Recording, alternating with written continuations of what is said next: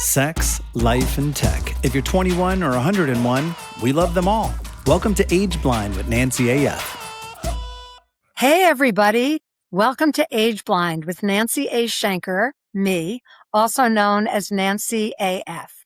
And today, the F actually stands for foodie because as a follow-up to the Fancy Food Show, there's a lot of F's in that one too, I just launched a video of my 30 favorite products that I ate at the show or drank at the show. And I also just wrote a Substack today about the impact of AI on the food industry, because people are now looking much more to AI to figure out what to eat, where to eat, and most importantly, how to manufacture food if they happen to be a food founder. So the whole gestalt of Age Blind is we look for the things that we have in common across generations as opposed to the things that divide us. And I don't know how many generations we represent today on this broadcast, but I do know that our oldest product on the podcast was founded in 1934, before I was even alive. And the newest is probably Juju's Daramel, who at the show won fan favorite. And I'll give her a chance to talk about what she does, what her product is, and what was her inspiration for founding the company. So thank you all for participating. We were supposed to have a fifth guest, but he was one of Oprah's favorites and his business is just blowing up.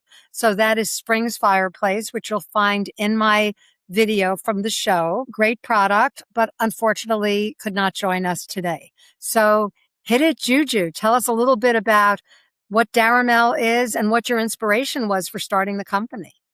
Of course. Thank you so much, Nancy. It was so great to meet you at the show. Love getting to talk to you and so excited to be on Age Blind with you.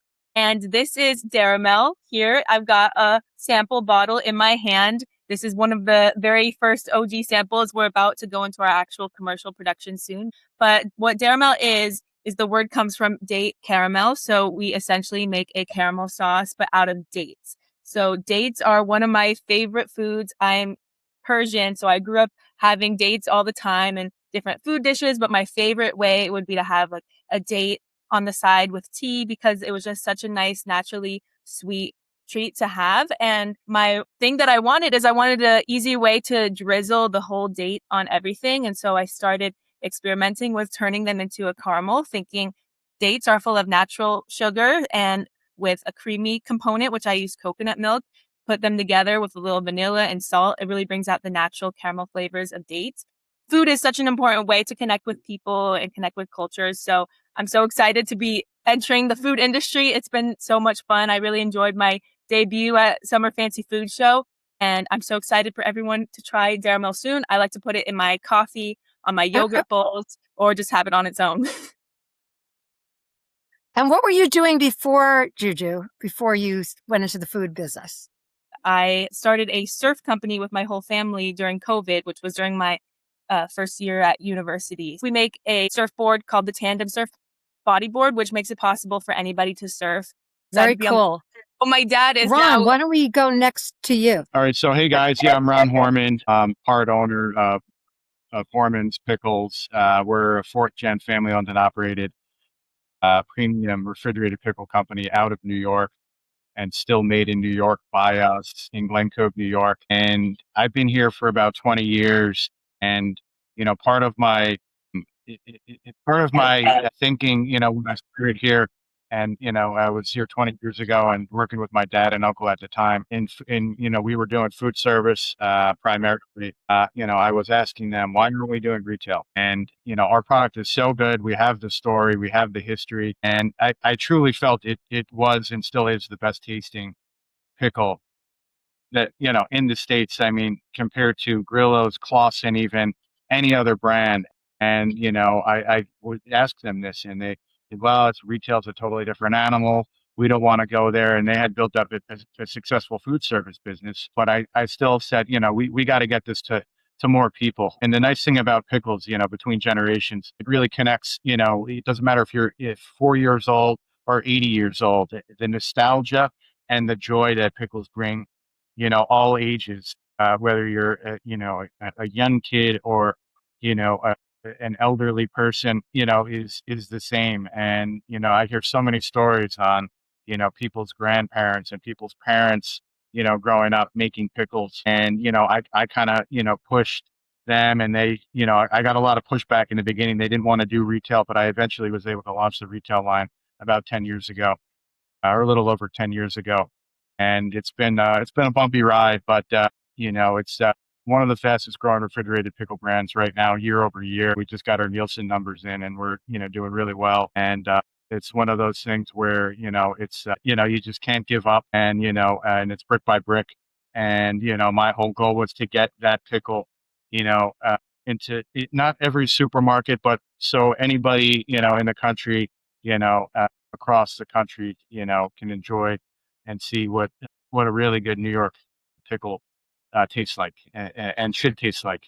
And when I worked with Ron back in 2010, social media was not as big as it is now. No. So what we had to do, I recruited a team, which I affectionately called the Pickle Posse, and would send them into Fairway stores to do sampling. And our big thing was also like creating artisanal pickle combinations, like pickle chips with peanut butter, which tasted like hoisin noodles. And it would help move multiple products because, as we all know, working in and around the retail food business, getting on the shelf is only the beginning. It's then getting the consumer to move the product off the shelves, which is why I'm very good friends with Emily Steele, the founder of Hummingbirds. And they basically built a whole agency around raving food fans who will then put their products on their own social media so that people will then be looking for the product. So that's something about marketing that has never changed since I began in the industry in 1980, which is the push is great, but you also have to the pull. Like you have to work both sides of that equation, which is especially true in the food industry. And Spencer, why don't you go next? You told me right before we started that you kind of have an interesting background in terms of what your role is for Sunday Supper. And the way Spencer and I connected is he found me on the media list for the Fancy Food Show and did what I call media stalking, which more food brands should do, which is find out who is going to be at the show. And there was somebody there from Oprah's Picks. There were people there from all the major food media outlets. And I was kind of shocked that I only got a few invitations. I do think, Juju, you invited me, which is how I knew about you. And, Ian, you just happen to have a big booth, which you will talk about in a little while. But yeah, when I go to a show as a journalist, I usually will put my list on first of who I'm going to visit. And then I just wander the aisles looking for cool stuff. So Spencer was on not the Oprah list, but on the Nancy list. So hit it, Spencer. Awesome. Well, thank you for letting me on the Nancy list. I really appreciate you coming and trying our delicious products. So first, I guess a little bit about Sunday Supper. Sunday Supper is a premium chef-crafted restaurant quality and plant-forward Italian frozen food brand. So we do gourmet entrees and now gourmet handheld appetizers, all restaurant quality and really as plant-forward and healthy yet indulgent as we can possibly be. And it's being received extremely well by retailers and consumers all across the country. This year will be like almost a 10x growth year for us. We started out the year in like maybe 500 doors. We're in over 850 now, going on 1,000, and just launched in Whole Foods South Pacific, and also are launching in stores like Target, Fresh Time, fingers crossed, still waiting on the official word. So maybe I should hedge my bet a little bit there and just say a very large national natural retailer. Hopefully you'll be able to find us there in the fall of this year, September or October. So a lot of growth coming this year for Sunday Supper. And I got into Sunday Supper, maybe a little bit of a different way. I too am a serial entrepreneur, been an entrepreneur my whole life in several different industries. We won't talk about which industries when I was a young, misguided youth, but the last 10 years or so, it's been in food and beverage. I was one of the founding team members of Good Planet Foods, which was a plant-based cheese company. We grew that from 0 to 20 million in just under 4 years. It was a rocket ship during the vegan and plant-based craze. So that was really fun. And one of my early customers actually was the original founder of Sunday Supper, Richard Klein. And I was essentially his vegan or plant-based cheese dealer when he was creating the very first iterations of our plant-based lasagnas. So I worked with him very early on developing the products, and we developed not just a business relationship, but a friendship. So when I was transitioning out of the day-to-day at Good Planet and trying to figure out what I was going to do next, one of my business partners, who's also my wife, and I decided that we were going to, instead of going and starting yet another startup, we were going to buy and build businesses. So we started our M&A firm, Prospera Partners, and decided on Richard's insistence to come partner up with him to continue building Sunday Supper. So Sunday Supper we have ownership in Sunday Supper, and I'm also leading the charge as the CEO there to, obviously bring our amazing products to a bunch of other folks who love good, healthy yet indulgent food all across the country. Yeah, and you just hit on something, Spencer, that I think is really important, and it's something that I wrote about in my content this week about the food industry. I'm seeing more and more people who either have business backgrounds and or, are part of family businesses who are just really looking to make their lives more meaningful in some way. And, food, no matter what is going on with AI and technology, is a great unifier. My daughter has a 9-year-old son, and just even watching him learn to eat solids, you realize that it's something that you start doing at a very early age, and you don't stop doing it until you take your last breath. And so I'm very proud to say I am 70 years old. I am biohacking my way to 100. And I'm a great example of somebody who is eating much cleaner than I ever have. You hit on dates, which are a great natural sweetener. So if I'm in the mood to eat something sweet, dates are one of my go-tos. When I'm eating a main course, I'm looking for convenience. And as you said, Ron, everybody loves a great pickle. I first met the Horman guys at a farmer's market in East Hampton and ended up doing their marketing. And now I am just a consumer and a champion of the brand, because as a New York girl from Queens, I can honestly say, and I'm not bullshitting, people who know me know I never promote a product that I don't myself personally love. And they are far and away the best pickles on the market. The challenge is, they're not shelf stable. They're in the refrigerator section. So you're always like vying for that shelf space. We talked about doors and SKUs, and it's the kind of stuff that consumers don't think about, and they just get pissed off when they can't find their product that they want. So as we were saying earlier, it's kind of a push-pull. So since we're talking about old things, including myself, I'm going to begin with a little anecdote, and I have my Chowder's refrigerator magnet. Back when I was a wayward youth, I was always like a high-functioning party girl. I was in the top 10% of my high school class, but don't ask me what I was up to on the weekends. But this gum and these mints were like the surefire way to obliterate the smell of smoke, either nicotine or other products, from your breath before you had to head home. So, Ian, introduce yourself and talk a little bit about how you got involved in the C. Howard company and the Choward's brand. It's a great story. Well, yeah. Thank you for having us. And thank you for making your theme the right color. That's our color. Thank you. So as you know, Nancy, the brand's been around for 92 years. And we're also, like Ron, multi-generational. We're our third generation of leadership here, family owned. Also, we're on Long Island, Ron. We're out east. So interesting. It's kind of like Nancy gravitates towards New York companies, which is good. That's fine. And we still produce everything here in New York, on Long Island, to this day. Everything's manufactured. I'm in the plant right now. It's all plant, warehouse, offices, all in one facility. And so I got involved with this during COVID, toward the end of COVID. The president of the company decided he wanted to retire, and they put a Facebook ad out. And I looked at the Facebook ad and said, wow, let me check it out.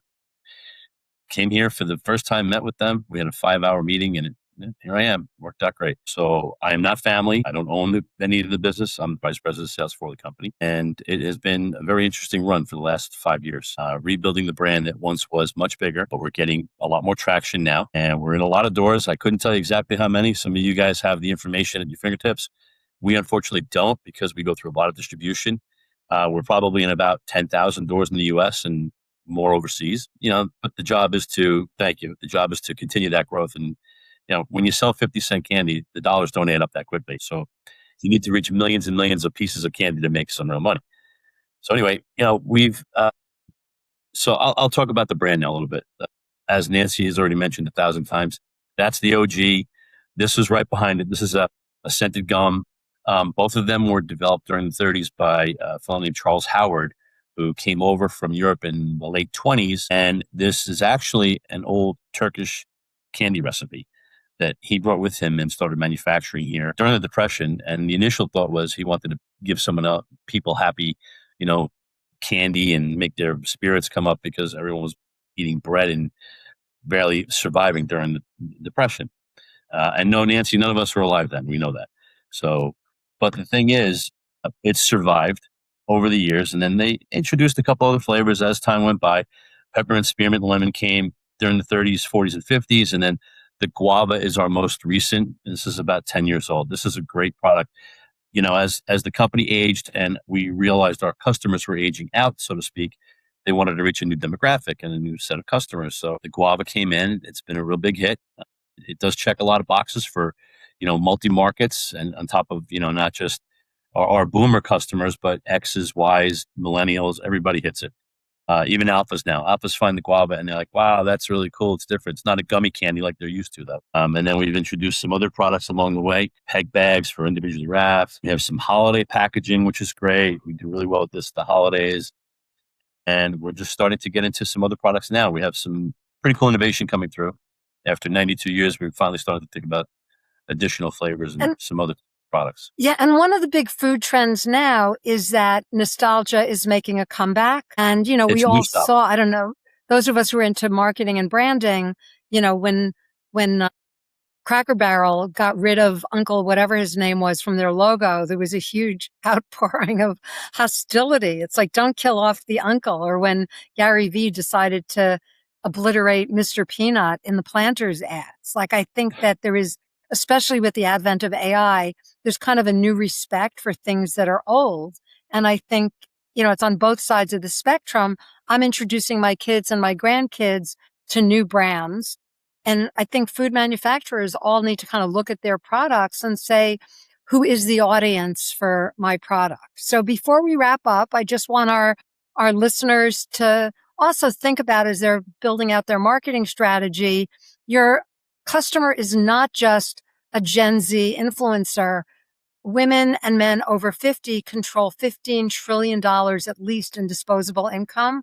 And what I call us is the triple threat, because we're not only buying for ourselves, we're buying for our kids and our grandkids. And in some cases, if our parents are still alive, people are also buying food for their aging parents. So rather than getting one spend, you're actually getting four, or three or four. So, it's something for everybody to think about as they build out their marketing strategy. So just very quickly, since we are about out of time, let's just go around the table very quickly and tell people how they can find your brand other than in stores. And if you are in a store and you want to sample one of these products, make sure you say to the store manager, why aren't you carrying fill in the blanks? Because that will then compel the manager to look into the product, and then it becomes like a win-win, because again, it's the push-pull. We as consumers don't think about it. You just go into a store, you look for something that you've seen on TikTok on the shelves, and if it's not there, you may just buy something else or walk out. But both sides of the industry really need to work in tandem.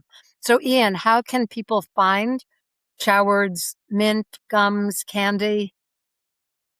Well, the easiest way is Amazon. The second easiest way is on our website, Store Locator. The third easiest way is just to order from our website. And then again, we're in a lot of retailers across the country, from convenience store to grocery and everything in between. Dollar Value, we're in World Market's one of our largest customers. So they're a really good partner. If you have a World Market in your market, you'll find us in there. Cool. And Ron? So you can order our product online. HormansBestPickles.com is our e-com site. And I was able to have our our spicy quart. So this is what it looks like. It's a snap lid container that you could find in Wegmans, Stu Leonard's, Fresh Direct, now Giant Eagle, Singari, ShopRite, and we're in about 200 independents. So we're in a total of about 400 stores in the Northeast and down to North Carolina, Mid-Atlantic, like in Wegmans. I'm talking to Harris Teeter and other retailers, Hy-Vee. So again, expanding further out, west, south, but online is always an option at HormansBestPickles.com for e-com. And if you're at Citi Field catching a ball game, or if you're at Citi Field, and I actually have our single serve here too. How cute are those? My daughter sent the kids to the beach with those this summer after I brought them back from the show. Spencer. All right. Well, you can find us at sundaysupper.com. You can order online. We'll ship direct to your door anywhere in the U.S. You can also use our store locator to figure out if we're in a store near you. I mentioned some of the retailers earlier, but whatever store you're in, just look for the bright packaging, whether that's for Nancy's favorite, the eggplant parm, or any one of our other 13 SKUs. You can also follow us on the social channels at Sunday Supper on Instagram, LinkedIn. We're building up our TikTok. So if you give us a follow, we would absolutely love the support. And you just need an endorsement from a Nona who's tired of making Italian food from scratch and is going to just stick it in the microwave or the oven, which I happen to be Jewish, but I must have Italian genes somewhere in there because at least once a week I have to have something with red sauce or gravy or whatever the technical term is. And Juju, I am totally a convert after sampling your product. How can people find it? I know you're in your very early stages, but